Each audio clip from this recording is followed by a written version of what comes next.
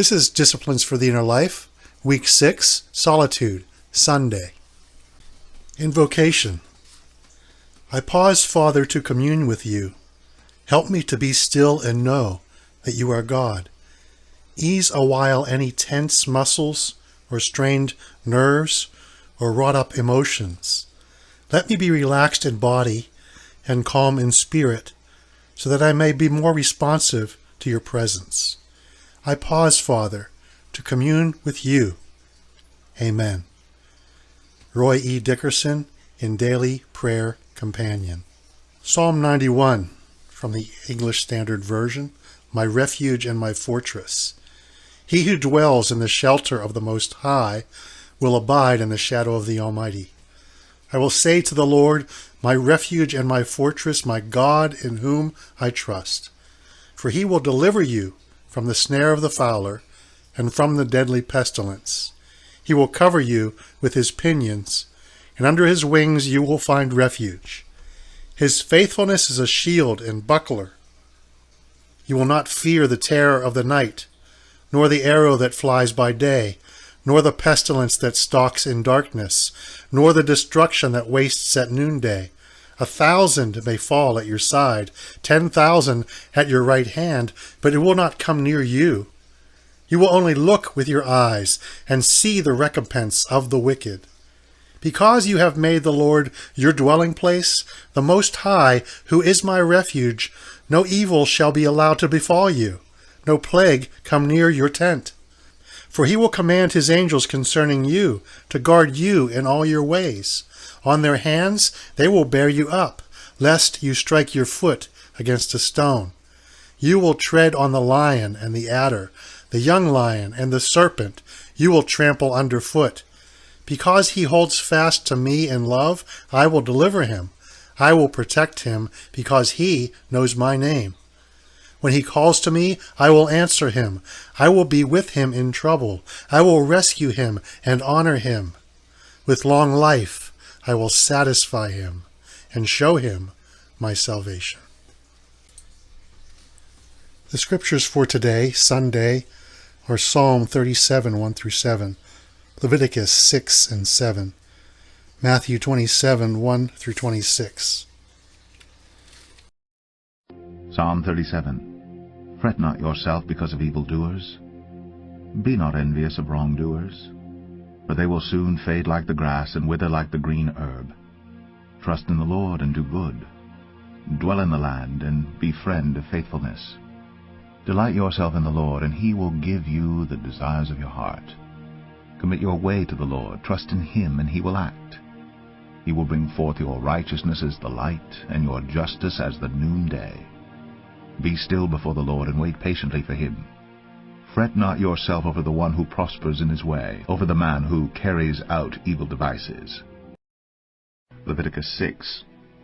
The Lord spoke to Moses, saying, If anyone sins and commits a breach of faith against the Lord, by deceiving his neighbor in a matter of deposit or security, or through robbery, or if he has oppressed his neighbor, or has found something lost and lied about it, swearing falsely, in any of all the things that people do and sin thereby, if he has sinned, and has realized his guilt, and will restore what he took by robbery, or what he got by oppression, or the deposit that was committed to him, or the lost thing that he found, or anything about which he has sworn falsely, he shall restore it in full, and shall add a fifth to it, and give it to him to whom it belongs on the day he realizes his guilt. And he shall bring to the priest as his compensation to the Lord a ram without blemish out of the flock, or its equivalent for a guilt offering. And the priest shall make atonement for him before the Lord, and he shall be forgiven for any of the things that one may do and thereby become guilty. The Lord spoke to Moses, saying, Command Aaron and his son, saying, This is the law of the burnt offering.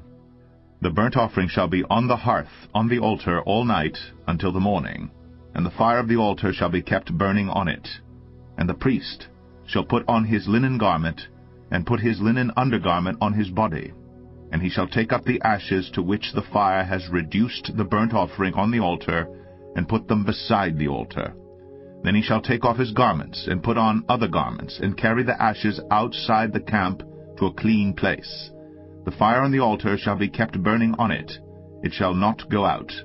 The priest shall burn wood on it every morning, and he shall arrange the burnt offering on it, and shall burn on it the fat of the peace offerings. Fire shall be kept burning on the altar continually. It shall not go out. And this is the law of the grain offering. The sons of Aaron shall offer it before the Lord in front of the altar. And one shall take from it a handful of the fine flour of the grain offering, and its oil, and all the frankincense that is on the grain offering, and burn this as its memorial portion on the altar, a pleasing aroma to the Lord. And the rest of it Aaron and his sons shall eat. It shall be eaten unleavened in a holy place. In the court of the tent of meeting they shall eat it. It shall not be baked with leaven. I have given it as their portion of my food offerings. It is a thing most holy, like the sin offering and the guilt offering. Every male among the children of Aaron may eat of it, as decreed forever throughout your generations, from the Lord's food offerings. Whatever touches them shall become holy. The Lord spoke to Moses, saying, This is the offering that Aaron and his sons shall offer to the Lord on the day when he is anointed, 1/10 of an ephah of fine flour as a regular grain offering, half of it in the morning, and half in the evening. It shall be made with oil on a griddle. You shall bring it well mixed, in baked pieces like a grain offering, and offer it for a pleasing aroma to the Lord. The priest from among Aaron's sons, who is anointed to succeed him, shall offer it to the Lord as decreed forever.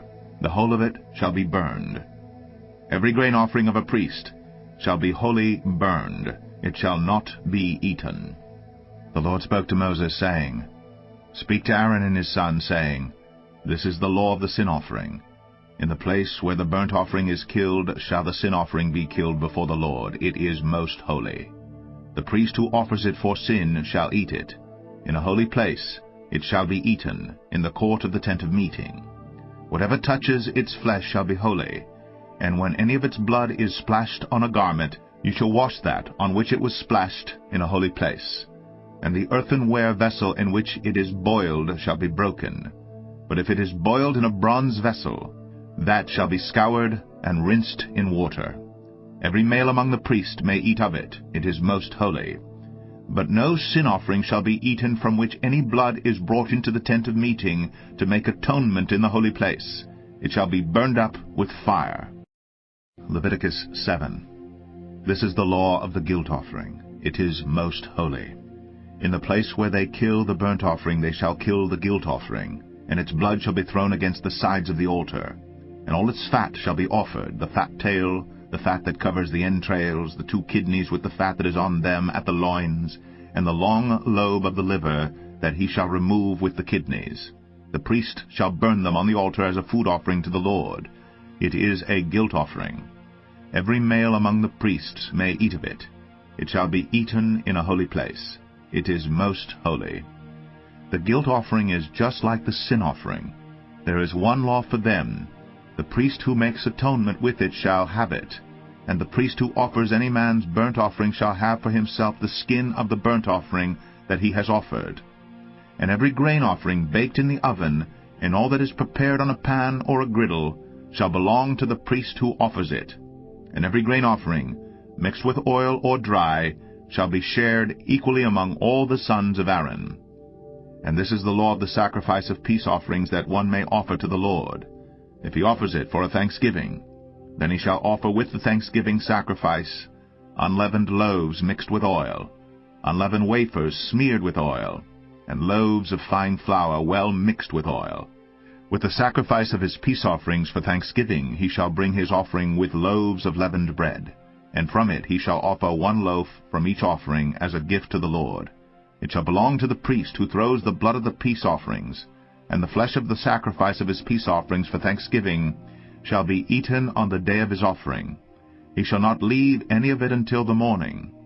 But if the sacrifice of his offering is a vow offering or a freewill offering, it shall be eaten on the day that he offers his sacrifice, and on the next day what remains of it shall be eaten. But what remains of the flesh of the sacrifice on the 3rd day shall be burned up with fire. If any of the flesh of the sacrifice of his peace offering is eaten on the 3rd day, he who offers it shall not be accepted, neither shall it be credited to him. It is tainted, and he who eats of it shall bear his iniquity. Flesh that touches any unclean thing shall not be eaten. It shall be burned up with fire. All who are clean may eat flesh, but the person who eats of the flesh of the sacrifice of the Lord's peace offerings, while an uncleanness is on him, that person shall be cut off from his people. And if anyone touches an unclean thing, whether human uncleanness, or an unclean beast, or any unclean detestable creature, and then eats some flesh from the sacrifice of the Lord's peace offerings, that person shall be cut off from his people. The Lord spoke to Moses, saying, Speak to the people of Israel, saying, You shall eat no fat of ox, or sheep, or goat. The fat of an animal that dies of itself, and the fat of one that is torn by beasts, may be put to any other use, but on no account shall you eat it. For every person who eats of the fat of an animal of which a food offering may be made to the Lord shall be cut off from his people. Moreover, you shall eat no blood whatever, whether of fowl or of animal, in any of your dwelling places. Whoever eats any blood, that person shall be cut off from his people. The Lord spoke to Moses, saying, Speak to the people of Israel, saying, Whoever offers a sacrifice of his peace offerings to the Lord shall bring his offering to the Lord from the sacrifice of his peace offerings. His own hand shall bring the Lord's food offerings. He shall bring the fat with the breast, that the breast may be waved as a wave offering before the Lord. The priest shall burn the fat on the altar, but the breast shall be for Aaron and his sons. And the right thigh you shall give to the priest as a contribution from the sacrifice of your peace offerings. Whoever among the sons of Aaron offers the blood of the peace offerings, and the fat shall have the right thigh for a portion. For the breast that is waved, and the thigh that is contributed, I have taken from the people of Israel out of the sacrifices of their peace offerings, and have given them to Aaron the priest and to his sons, as a perpetual due from the people of Israel. This is the portion of Aaron and of his sons from the Lord's food offerings, from the day they were presented to serve as priests of the Lord. The Lord commanded this to be given them by the people of Israel from the day that he anointed them. It is a perpetual due throughout their generations. This is the law of the burnt offering, of the grain offering, of the sin offering, of the guilt offering, of the ordination offering, and of the peace offering, which the Lord commanded Moses on Mount Sinai on the day that he commanded the people of Israel to bring their offerings to the Lord in the wilderness of Sinai. Matthew 27. One morning came. All the chief priests and the elders of the people took counsel against Jesus to put him to death. And they bound him, and led him away, and delivered him over to Pilate the governor. Then when Judas his betrayer saw that Jesus was condemned, he changed his mind, and brought back the 30 pieces of silver to the chief priest and the elders, saying, I have sinned by betraying innocent blood. They said, What is that to us? See to it yourself. And throwing down the pieces of silver into the temple, he departed, and he went and hanged himself. But the chief priests, taking the pieces of silver, said, It is not lawful to put them into the treasury, since it is blood money. So they took counsel, and bought with them the potter's field, as a burial place for strangers. Therefore that field has been called the field of blood to this day. Then was fulfilled what had been spoken by the prophet Jeremiah, saying, And they took the 30 pieces of silver, the price of him on whom a price had been set by some of the sons of Israel, and they gave them for the potter's field, as the Lord directed me. Now Jesus stood before the governor, and the governor asked him, Are you the king of the Jews? Jesus said, You have said so. But when he was accused by the chief priests and elders, he gave no answer. Then Pilate said to him, Do you not hear how many things they testify against you? But he gave him no answer, not even to a single charge, so that the governor was greatly amazed. Now at the feast the governor was accustomed to release for the crowd any one prisoner whom they wanted. And they had then a notorious prisoner called Barabbas. So when they had gathered, Pilate said to them, Whom do you want me to release for you, Barabbas, or Jesus who is called Christ? For for he knew that it was out of envy that they had delivered him up. Besides, while he was sitting on the judgment seat, his wife sent word to him, "Have nothing to do with that righteous man, for I have suffered much because of him today in a dream." Now the chief priests and the elders persuaded the crowd to ask for Barabbas and destroy Jesus. The governor again said to them, "Which of the two do you want me to release for you?" And they said, "Barabbas." Pilate said to them, "Then what shall I do with Jesus who is called Christ?" They all said, "Let him be crucified." And he said, "Why? What evil has he done?" But they shouted all the more, "Let him be crucified." So when Pilate saw that he was gaining nothing, but rather that a riot was beginning, he took water and washed his hands before the crowd, saying, "I am innocent of this man's blood. See to it yourselves." And all the people answered, "His blood be on us and on our children." Then he released for them Barabbas, and having scourged Jesus, delivered him to be crucified. Selections for meditation. The desert initiates us into the life of the Spirit by helping us to discover who we most deeply are. To follow Christ means that we must let go of excessive attachments to passing pleasures and possessions, to ploys of autonomous power, to tangible goods as if they were ultimate.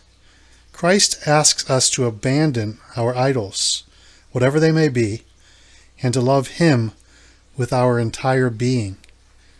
Pray to the Father which is in secret. God is a God who hides Himself to the carnal eye. As long as in our worship of God we are chiefly occupied with our own thoughts and exercises, we shall not meet Him who is a spirit, the unseen one. But to the man who withdraws himself from all that is of the world and man, and prepares to wait upon God alone, the Father will reveal Himself. As he forsakes and gives up and shuts out the world and the life of the world, and surrenders himself to be led of Christ into the secret of God's presence, the light of the Father's love will rise upon him. The secrecy of the inner chamber and the closed door, the entire separation from all around us, is an image of, and so a help to, that inner spiritual sanctuary, the secret of God's tabernacle within the veil, where our spirit truly comes into contact with the invisible one. From With Christ in the School of Prayer by Andrew Murray. Exterior retirement is not sufficient to engage and satisfy a heart which would really withdraw itself from creatures to be occupied on itself alone, but interior retirement is likewise necessary, which is a spirit of recollection and prayer. A soul which is separated from all the amusements of the senses seeks and finds in God that pure satisfaction which it can never meet within creatures. A respectful and frequent remembrance of the presence of God occupies the mind, and an ardent desire of pleasing Him and of becoming worthy of His love engages the heart. It is absorbed in Him alone. All things else dwindle into nothing. It buries itself in its dear solitude and dies to itself and all things in God. It breathes only His love. It forgets all but to remember only Him. Penetrated with grief for its infidelities, it mourns incessantly in His presence. It sighs continually for the pleasure of seeing and possessing Him in heaven. It nourishes itself with reading good books and with the exercise of prayer. It is never tired of treating with God on the affairs of salvation. At least it humbly supports the irksomeness it may experience, and with the view of honoring His sovereign dominion by the complete destruction of sin in itself, it renounces all desire of finding any other satisfaction than that of pleasing Him. From Imitation of Christ by Thomas à Kempis. Now is a time for personal meditation and prayer. Prayer. This week, ask God to help you to see the value of withdrawing unto Him. Aloneness can be blessed when He is in it. It was the pattern of the Master to withdraw for rest, and we need to enter into His rest. Hymn, I need Thee every hour. I need Thee every hour, most gracious Lord. No tender voice like Thine can peace afford. I need Thee every hour, stay Thou nearby. Temptations lose their power when Thou art nigh. I need Thee every hour in joy or pain. Come quickly and abide, or life is vain. I need Thee every hour, most Holy One. O make me Thine indeed, Thou blessed Son. I need Thee, oh, I need Thee. Every hour I need Thee. O bless me now, my Saviour. I come to Thee. A.S. Hawks. Benediction. O my God, when will silence, retirement, and prayer become the occupations of my soul, as they are now frequently the objects of my desires? How am I wearied with saying so much and yet doing so little for you? Come, Jesus, come. You are the only object of my love, the center and supreme happiness of my soul. Come and impress my mind with such a lively conviction of Thy presence that all within me may yield to its influence. Amen. Thomas à Kempis. Have a wonderful day.